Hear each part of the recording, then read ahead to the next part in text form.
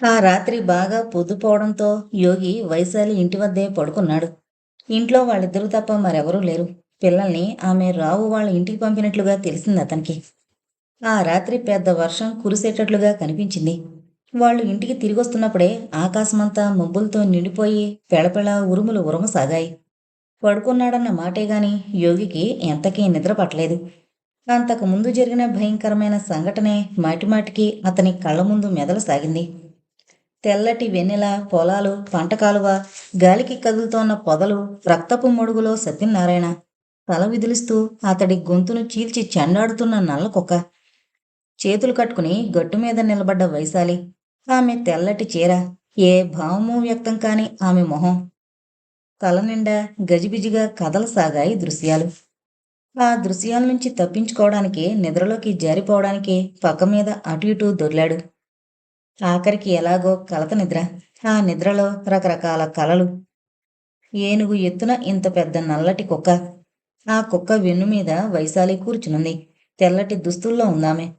ఆ కుక్కకు తెల్లటి పెద్ద పెద్ద కోరలున్నాయి. దాని మూతి నిండా నెత్తురు.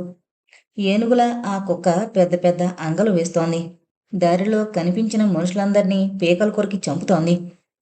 యోగి వద్దకొచ్చిందా కుక్క. అంత ఎత్తునుంచి తలను వంచి యోగి మెడవద్ద ఉంచబోయింది. రాము! బుసకొడుతున్నట్లుగా గుసగుసమంటూ వినిపించింది వైశాలి గొంతు. తన గొంతును కొరకబోతున్న కుక్క కాస్త తలెత్తి వైశాలి వైపు చూసింది. అంతే, తన జోలికి రాకుండా టీవీగా ముందుకు నడుచుకుంటూ పోయింది. అలా వెన్నెల్లో నడుచుకుంటూ పోతోంది. మరో దృశ్యం. మర్రి చెట్టు వద్ద నిలబడున్నాడు యోగి.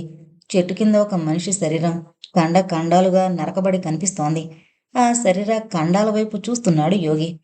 అకస్మాత్తుగా ఆ ఖండాలన్నీ చకచక అతుక్కుని ఒక మనిషి లేచి నిలబడ్డాడు. ఉలిక్కి పడ్డాడు యోగి. ఆ వ్యక్తి వైశాలి భర్త. అతను కోపంగా చూస్తూ యోగి వైపు రాసాగాడు. యోగికి భయం వేసింది. వెనక్కి తిరిగి పరుగు తీసాగాడు. వెనకే ఆ వ్యక్తి తరుముతున్నాడు. అకస్మాత్తుగా అతను యోగి మెడను పట్టుకున్నాడు. ఉలిక్కి పడుతూ యోగి నిద్రలో పక్కకు ఒత్తిగిల్లాడు. మరో దృశ్యం. ఆకాశం నిండా తెల్లటి మబ్బులు. ఒక మబ్బు మీద వైశాలి కూర్చునుంది. మబ్బుతో పాటు నిదానంగా కదులుతుందామె. బంగారపు రోజును ఒంటికద్దినట్లుగా ఆమె నిలువెల్లా మెరిసిపోతోంది. వైశాలి! నేలమీద పొదల మధ్య నిలబడున్న యోగి కేక వేశాడు. దయగా ఆమె నేలవైపుకు చూసింది. అతని వైపు చేయి సాచింది. పైకి తేలిపోతూ అతను ఆమె వైపు కదలసాగాడు. ఆమెను చేరుకుని మబ్బుపైన ఆమె పక్కనే కూర్చున్నాడు. అకస్మాత్తుగా పెద్ద చప్పుడయింది. వాళ్ళు కూర్చున్న మబ్బు చిట్లి వాళ్ళు నేల మీదకి వేగంగా పడసాగారు. అంతలోనే మరో పెద్ద చప్పుడు. ఉలిక్కి పడుతూ యోగి మంచం మీద లేచి కూర్చున్నాడు. బయట పెద్దగా వర్షం కురుస్తోంది. ఎక్కడో పిడుగుపడినట్లుంది. ఆ ధ్వనికే తాను మేల్కొన్నాడు. లేచి తలుపులు తెరుచుకుని వరండాలోకొచ్చాడు. పెద్దగా చప్పుడు చేస్తూ వర్షం పడుతోంది. భారీ వర్షం. వరండా అంచున గుంజకానుకుని నిలబడి చేతిని బయటికి చాపాడు.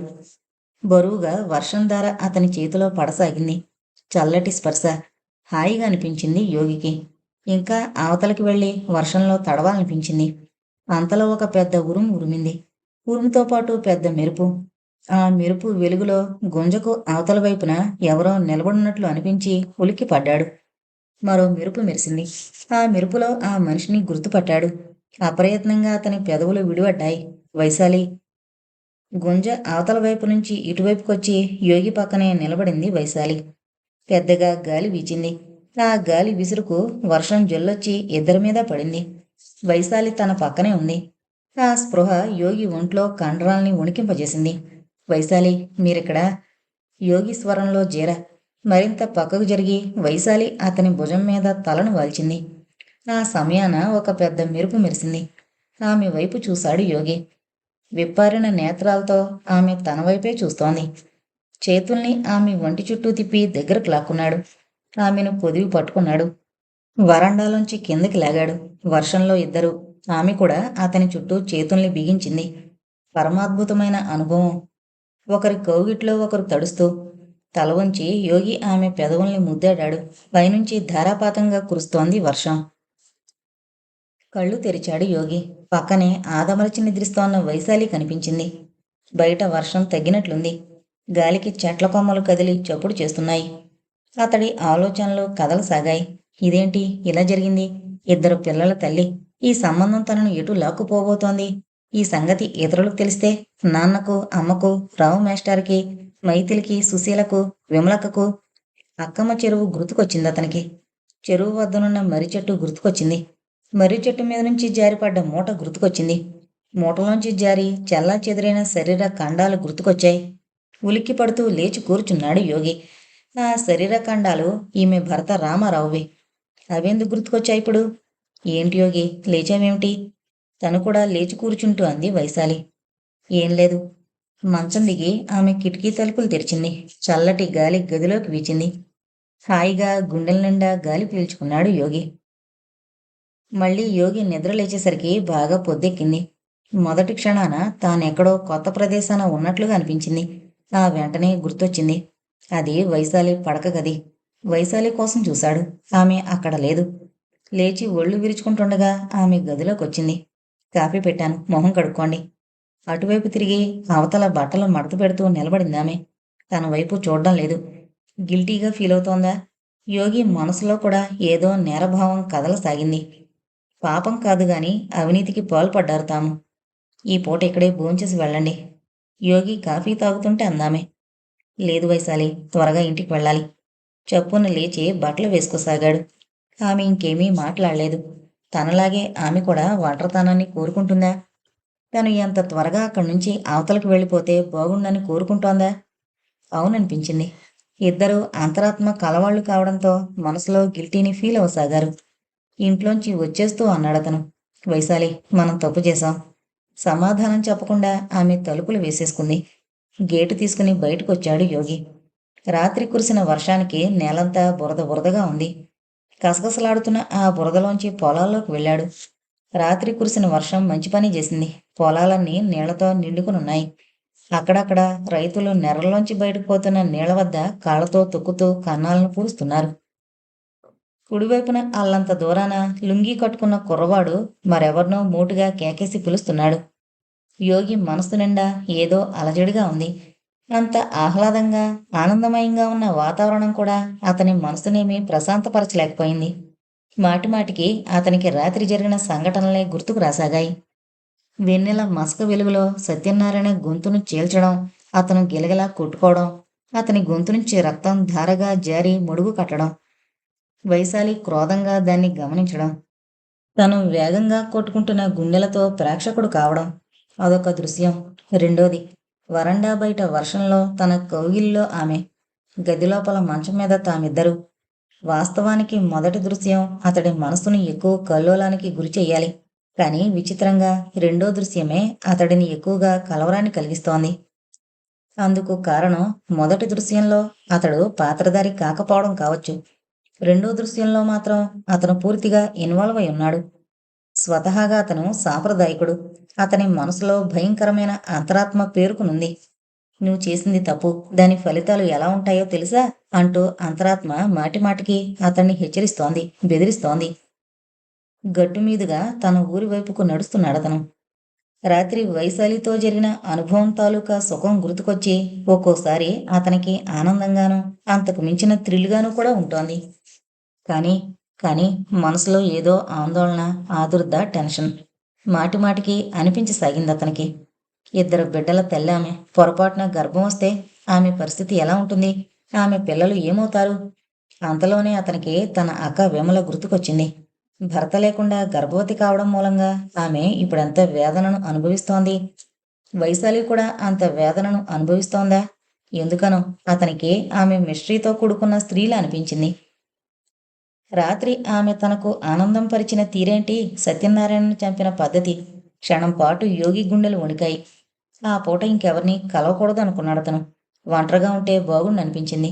ఇంటికి పోకుండా పగలల్లా పొలాల్లో పిచ్చిపట్టిన వాడిలా తిరిగాడు. చీకటి పడింది. అతనిలో ఆకలి మొదలైంది. అయినా ఇంటికి పోబుద్ధి కావడం లేదు. ఇక్కడ తిరిగి అక్కడ తిరిగి రాత్రెప్పుడో 9 దాటాక ఇంటి ముఖం పట్టాడు. వీధి మలుపు తిరిగాడు. అంత దూరానుంది తనుంటున్న ఇల్లు. సరిగ్గా ఆ సమయాన ఎవరో వ్యక్తి తన ఇంట్లోంచి బయటికి రావడం కనిపించింది. ఆదరా బాదరా నడుస్తూ అతను చీకట్లో కలవడము కనిపించింది. కాస్త దూరం నుంచి చూశాడు ఈ దృశ్యాన్ని. చాలా అస్పష్టంగా. మొదట అతనికేమీ అనిపించలేదు. కానీ ఇంటిని సమీపించి గుమ్మంలో నిలబడి చూస్తున్న విమలను గమనించేసరికి సడన్‌గా అతనికనిపించింది. ఎవరా వ్యక్తి? ఇప్పటిదాకా ఎటెళ్ళావు యోగి? అడిగిందామె. ఆమెకు సమాధానం చెప్పలేదతను. ఎవరక్కా ఆ మనిషి? ఏ మనిషిరా? ఇప్పుడు మనింట్లోంచి వెళ్ళిన మనిషి. మనింట్లోంచా? ఎవరూ వెళ్ళలేదే? యోగికి ఆశ్చర్యం కలిగింది. తానొక మనిషిని ఇంట్లోంచి బయటికి వెళ్ళడం చూశాడు. అక్క ఎవరూ వెళ్ళలేదంటుందేమిటి? ఆశ్చర్యంగా ఆమె మొహంలోకి చూశాడు. ఆమె కళ్ళల్లో లీలమాత్రంగా కన్నీళ్లు. మొదటిసారిగా అతనిలో అనుమానం ప్రవేశించింది. అక్క అబద్ధమాడుతోంది. అక్క, అబద్ధమాడకు. అతను మనింట్లోంచి వెళ్ళాడు. నేను చూశాను. ఎవరతను? సమాధానం చెప్పకుండా విమల వెనక్కు తిరిగి ఇంట్లోకి నడవసాగింది. చప్పున యోగి ఆమె వద్దకు నడిచాడు. ఆమె భుజం మీద చేయి వేసి ఆపాడు. చెప్పక్క, ఎవరతను? ఆమె కళ్ళలోకి సూటిగా చూస్తూ అడిగాడు. తన ప్రశ్నకు విమల ఎంతకీ సమాధానం చెప్పకపోయేసరికి యోగికి చిర్రెత్తుకొచ్చింది. అక్క, నేనడిగేది వింటున్నావా? ఏంట్రా నువ్వు అడిగేది? ఇంతకుముందు మన ఇంట్లోకి ఎవరు వచ్చారంటున్నాను. ఎవరూ రాలేదు. అబద్ధమాడతావెందుకక్క? ఎవరతను? నీ ప్రియుడేనా? చివ్వున వెనక్కి తిరిగిందామె. యోగి! గర్జించినట్లుగా అరిచింది. ఆ వెంటనే అతన్ని చాచి లెంపకాయ కొట్టింది. నువ్వు ఎవరితో మాట్లాడుతున్నావో తెలుసా? ఒళ్ళు దగ్గర పెట్టుకుని మాట్లాడు. చెంప తడుముకున్నాడు యోగి. తనెంత తొందరపడి నోరు జారాడో అర్థమైంది అతనికి. అంతలోనే అక్క ఏడుపు వినిపించింది. యోగి, నీకిష్టం లేకపోతే చెప్పు, ఇంట్లోంచి వెళ్ళిపోతాను. అంతేగాని నన్ను ఎంత మాట పడితే అంత మాట అనుకురా. నేను నీ అక్కనురా, బయట ఆడదాన్ని కాదురా. అప్పటికే యోగిలో పశ్చాత్తాపం ప్రవేశించింది. నన్ను క్షమించక్క అన్నాడు. మాట్లాడకుండా ఆమె పళ్ళెం గ్లాసులు సర్దసాగింది. వెళ్ళి కాళ్ళు కడుక్కో, అన్నం పెడతాను. నాకు ఆకలిగా లేదక్కా. తలెత్తి తమ్ముడు వైపు నిర్లిప్తంగా చూసిందామె. మళ్ళీ నా మీద కోపమా? బుద్ధిమంతుళ్లా యోగి వెళ్ళి కాళ్ళు కడుక్కొచ్చి కూర్చున్నాడు. అతను తింటున్నంతసేపు విమల ముక్కు చీదుతూ కళ్ళు తుడుచుకుంటూ ఉంది.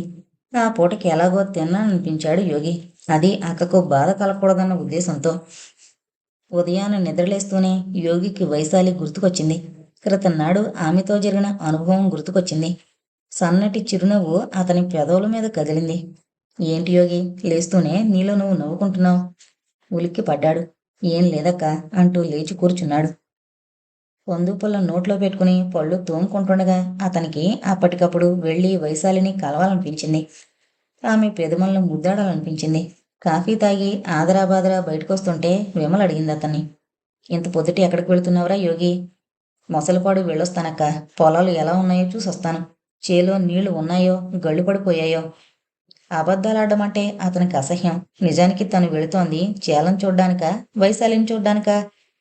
ఇదే ఇంకో సమయంలో అయితే అతను ఆత్మపరిశీలనకు పూనుకుని అబద్ధమాడినందుకు తనను తాను నిందించుకుని ఉండేవాడు. కానీ ఇప్పటి పరిస్థితి వేరు. అతని మనసు తడబడుతోన్న అబద్ధాల మీద కంటే అక్కడెక్కడో ఉన్న వైశాలి మీద లగ్నమై ఉంది. దొంగతనం చేసేవాడు అబద్ధమాడడానికి సిద్ధంగా ఉంటాడు. చాటుమాటు పనులు చేసేవాడు కూడా అంతే. తను అబద్ధమే ఆడుతున్నాడో, ఎవరినన్నా వంచిస్తున్నాడోనన్న విషయాన్ని పట్టించుకునే స్థితిలో ఉండడు. అంతరాత్మను మరుపులోకి తెచ్చుకుని అదొక రకమైన ట్రాన్స్లో ఉన్నట్టుగా ప్రవర్తిస్తాడు. యోగి పరిస్థితి కూడా ఇప్పుడు అలాగే ఉంది. ఊరి చివరకొచ్చాడు. పొలం గట్ల మీదుగా నడవసాగాడు. ఎదురుగా పెద్ద సూర్యబింబం చెట్ల మీద నుంచి పైకి లేస్తూ పలకరిస్తోంది. పచ్చగడ్డి మీద నిలిచిన మంచు బిందువులు ఎండకాంతి పడి తళతళ మెరుస్తున్నాయి. వైశాలి. ఆమె నామం అతని మనసు పొరల్లో ప్రతిధ్వనిస్తోంది. ఆమె రూపం అతని కళ్ళ వెనక సంచరిస్తోంది. ఇద్దరు పురుషుల మధ్య స్నేహం ఎంత గాఢంగా ఉన్నా, ఎంత ఆత్మీయతను కలిగి ఉన్నా అంత సంతృప్తినివ్వదు, అంత పరిపూర్ణతను అందించదు. అలాగే ఇద్దరు స్త్రీల మధ్య స్నేహం కూడా. కానీ ఒక స్త్రీ పురుషుడు మధ్య ఉండే స్నేహం మాత్రం అది గాఢతను సాంతరించుకున్న కొద్దీ, ముఖ్యంగా శారీరకమైన అనుబంధాన్ని సాంతరించుకున్న కొద్దీ గొప్ప సంతుష్టిని అందించడమే గాక జీవితానికి ఒక అర్థం పరమార్థం లేక పరిపూర్ణత సిద్ధించినట్లుగా అనిపింపజేస్తుంది. అదే సృష్టి రహస్యం. సూర్యుడు పైకొస్తున్న కొద్దీ ఎండ వేడెక్కసాగింది. చుట్టూ వరి పొలాలు ఎండలో విచిత్రంగా మెరుస్తున్నాయి. ఊరి దగ్గరకొచ్చాడు యోగి.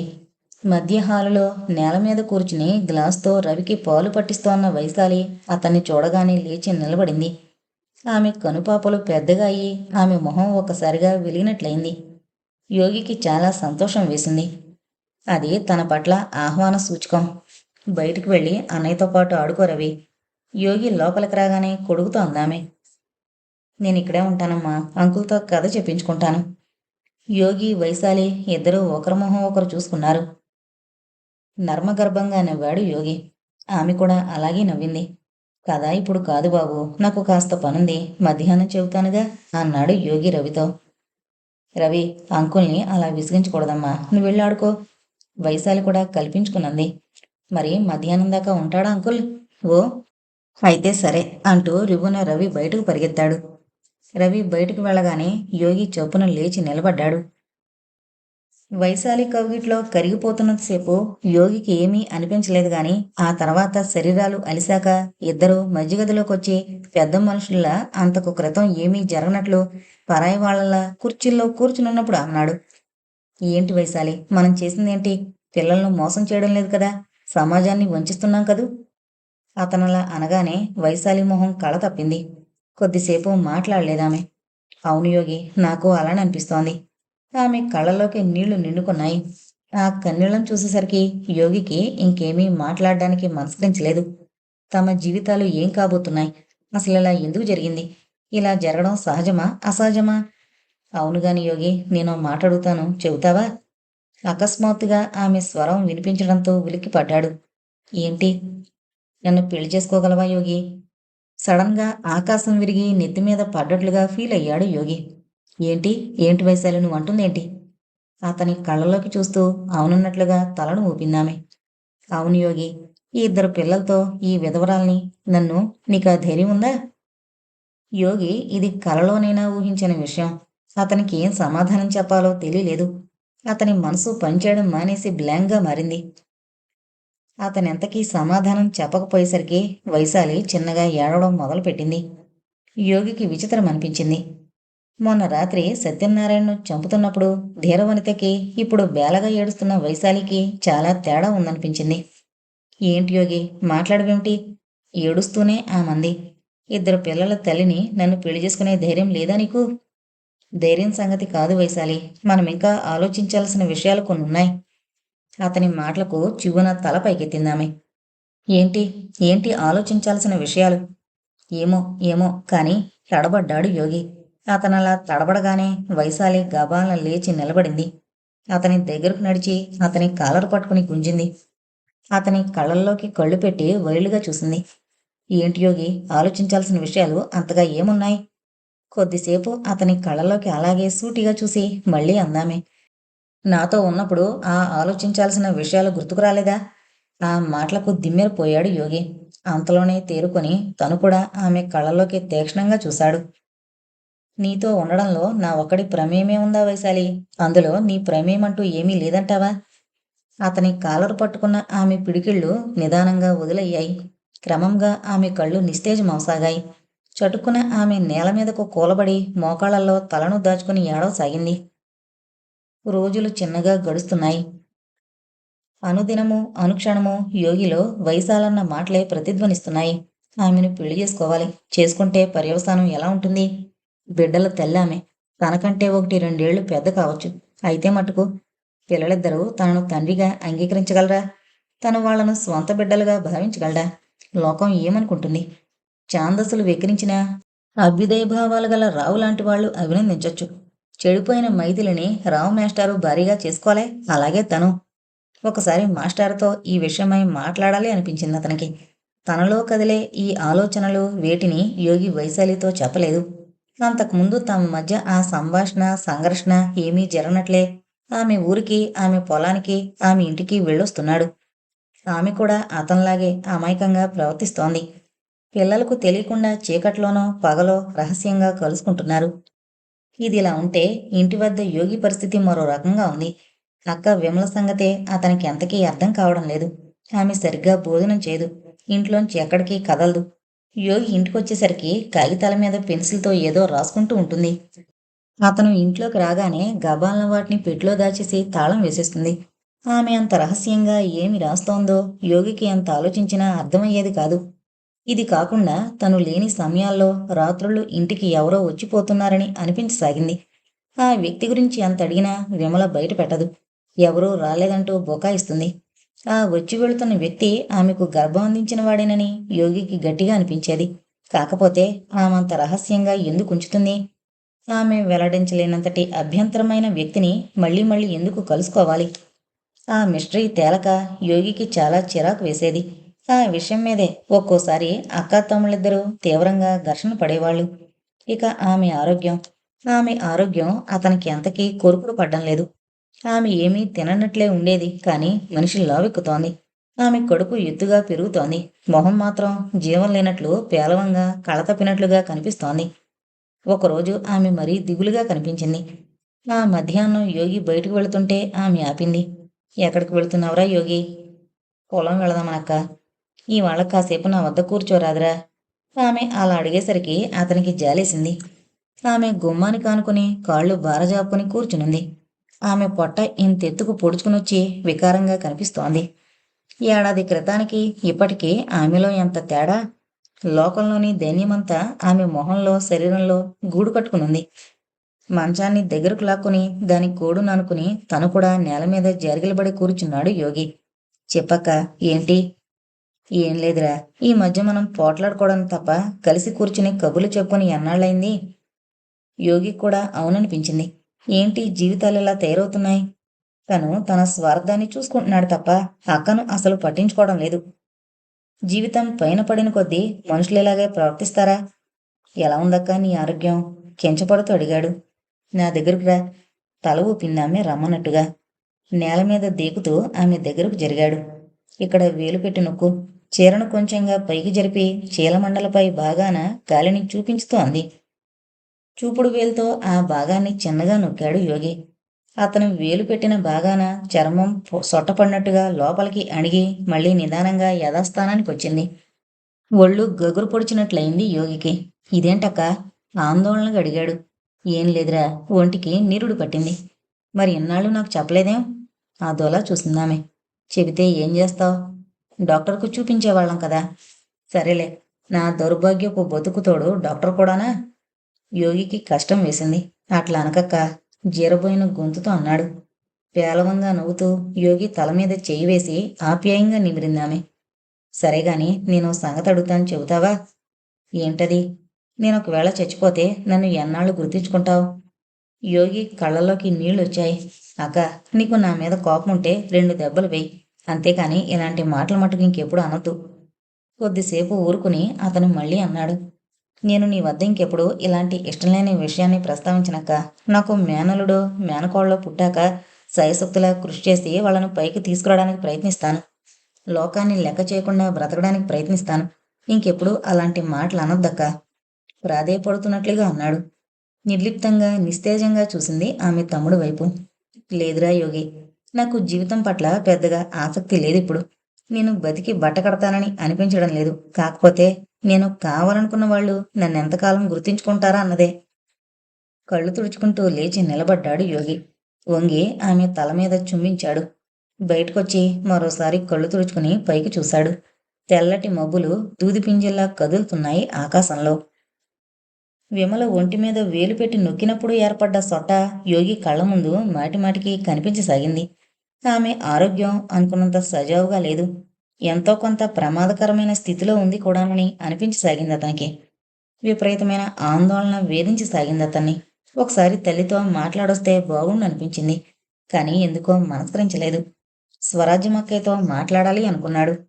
అలా అనుకుని అతను సుశీల వాళ్ళ ఇంటికి వెళ్ళేసరికి అక్కడొక విచిత్ర సంఘటన ఎదురైంది. హైమ ఉందక్కడ. కొద్ది క్షణాల పాటు యోగి అవాక్కయ్యాడు. ఆమెతో మాట్లాడాలో వద్దో అర్థం కాలేదు. ముందు ఆమె పలకరించింది. బాగున్నావా యోగి? ఖరీదైన చీరలో మెడ నిండా నగలతో ఆమె విడిసిపడుతోంది. బాగున్నాను అన్నట్లు తలూపి నువ్వు అన్నాడు. నవ్విందామె. ఏం చేస్తున్నావు ఇప్పుడు? అడిగింది. పొలాన్ని కౌలుకు తీసుకున్నాను. అబ్బా, రైతు బిడ్డవయ్యావన్నమాట. సమాధానం చెప్పలేదు యోగి. ఎప్పుడొచ్చావు? నిన్న. తెలుసు కదూ, హైదరాబాదులో ఉంటున్నాను. ఆ సంగతి అతనంతకు ముందే వినున్నాడు. మీ ఆయన ఏం చేస్తున్నాడు? అడిగాడు. బిహెచ్ఈఎల్లో పనిచేస్తున్నారు. 2,500 జీతం. ఆమె తనని దిప్పి పొడుస్తోంది అనిపించింది యోగికి. పల్లెటూళ్లలో డబ్బున్న వాళ్ళ ఆడపిల్లలంతే. తల్లిదండ్రులు బాగా కట్నమిచ్చి పెళ్లి చేసి పంపుతారు. ఉద్యోగం చేసే భర్త వద్ద పట్టణంలో ఉండొస్తారు. వీళ్ళు అంతకు మునుపు ఎంత అపలమ్మల్లా గడిపినా, పట్నంలో ఎంత దేబ్యోలులా జీవించినా, రాక స్వంత ఊళ్ళోకొచ్చినప్పుడు మాత్రం అసలును గోరింతలు కొండంతలు చేసి చెబుతూ గొప్పలు బడాయిలు పోతారు. వేరే సమయంలో అయితే యోగికి ఆమె పట్ల జాలి కలిగేది. కానీ ఆ సమయాన మాత్రం కించిత్ జెలసి లాంటిది కలిగింది. అవును, ఎవరి పొలం కౌలుకు చేస్తున్నావు? అడిగింది హైమ. ఆమె అంతకు ముందే విని ఉంటుందనిపించింది యోగికి. అయినా అడుగుతోంది. యోగికి ఆమెను గాయపరచాలనిపించింది. వైశాలి అని మొసలపాడులో ఉంటోంది ఆమె పొలం. వీళ్ళిద్దరికీ ఏకాంతం కలగడం కోసం అప్పటి వరకు కూర్చునున్న సుశీల కాఫీ చేసుకునొస్తానంటూ వంటగదిలోకి నడిచింది. హైమ, యోగి ఇద్దరే మిగిలారక్కడ. వైశాలెవరు? ఇద్దరు పిల్లల తల్లి. భర్తనెవరో చంపేశారు. విధవావిడ. ఆమెనా? అవును, చాలా మంచి మనిషి. ఆమె నీకెలా పరిచయం?